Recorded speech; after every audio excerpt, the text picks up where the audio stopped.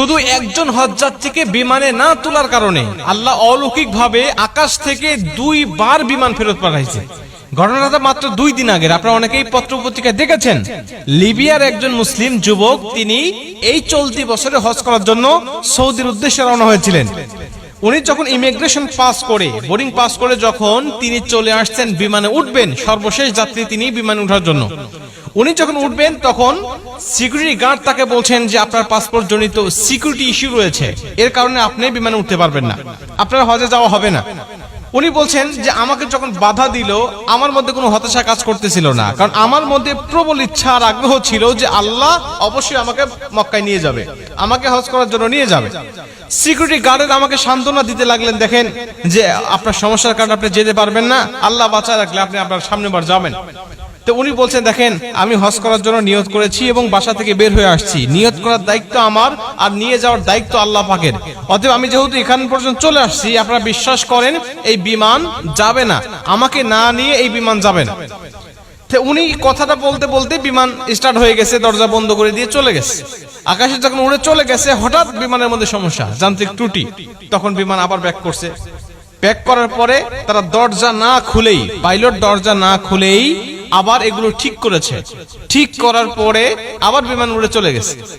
আবার যখন উড়ে চলে গেছে একই সমস্যা, বিমান তো অবাক, আমরা ঠিক করলাম, ভালো বিমান নিয়ে আকাশে উড়লাম, আবার ত্রুটি দেখা দিল, আবার গিয়ে ঠিক করলাম, আবার চলে আসলাম, আবার একই সমস্যা দেখা দিল।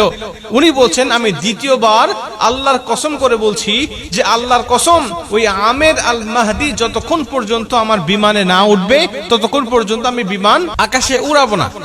উনি কসম করে এখানে নিয়ে আসছেন, নিয়ে এসে বলছেন যে আপনি বিমানে ওঠেন, এবং আপনাকে না নিয়ে যাওয়ার কারণে আল্লাহ অলৌকিকভাবে আমার বিমানের মধ্যে 2 বার একই সমস্যা দিয়েছে, যে সমস্যার সমাধান আমরা করেছি, কিন্তু আপনাকে না নিয়ে গেলেই সমস্যা আবার নতুন করে সৃষ্টি হচ্ছে। আমের আল মাহদি বলছে দেখেন আল্লাহ পাকের কাছে আমি নিয়ত করেছি, আমি হালাল টাকা দিয়ে আমি হজ করার জন্য নিয়ত করেছি, আমার পাসপোর্ট জনিত ইস্যু যেটা আপনার সমস্যার কথা বলছেন এটা আসলে সমস্যা নয়, তারপরে যদি আপনার সমস্যা ধরেছেন, আপনারা আমাকে না নিয়ে গেলে বিমান যাবে না, বা আমাকে না নিয়ে আপনারা যাবেন না, এই বিশ্বাস আমার মধ্যে আছে, এজন্য আমি কথাটা বলেছি। সবাই তাকে তো আগ্রহ করে ধরলেন এবং সবাই তাকে বিভিন্নভাবে সংবর্ধনা এবং সম্মানিত করতে লাগলেন। এখান থেকে পরিষ্কারভাবে বক্তব্য বোঝা যায় যে আল্লাহ পাকের কাছে যখন কোনো ব্যক্তি খাঁটি দিলে নিয়ত করে, আল্লাহ পাক তখন সেই নিয়তটা পূর্ণ করে, এটা আল্লাহ পাকের দায়িত্ব। বান্দার চেষ্টা যখন শেষ, আল্লাহ পাকের সাহায্য তখন থেকে তার শুরু হয়ে যায়। বান্দা ইচ্ছা করলেই বিমানটাকে আটকে রাখতে পারবে না, কারণ এটা দেশের নিয়ম, দেশের আইন, সে ইচ্ছা করলেই এককভাবে সেটাকে পরিবর্তন করতে পারবে না। এজন্য আল্লাহ পাক অলৌকিকভাবে বিমানটাকে বারবার সমস্যার মধ্যে ফেলিয়ে পাইলটকে শিক্ষা দিতে চাইলেন যে ওকে না নেওয়া পর্যন্ত তুমি এই যাত্রীগুলো নিয়ে তুমি মক্কায় প্রবেশ করতে পারবে না, যেতে পারবে না।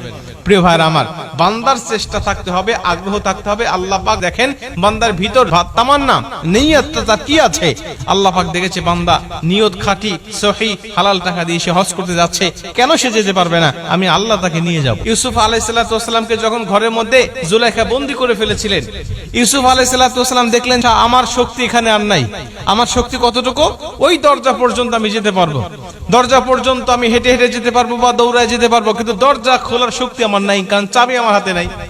আল্লাহর সাহায্য আমার উপরে আসবে তখন, আমার শক্তি আমার চেষ্টা ব্যর্থ হবে যখন, তখন উনি দৌড়া চলে গেলেন। আল্লাহ পাক তখন তার দরজাগুলো খুলে দিয়ে তাকে সেখান থেকে মুক্ত করে দিলেন। প্রিয় ভাইরা আমার, এই জন্য আমরা সর্বোচ্চ চেষ্টা করব, যতটুকু পর্যন্ত আমার দৌড় থাকবে, আমার শক্তি থাকবে, ততদূর পর্যন্ত আমি চেষ্টা করে যাব।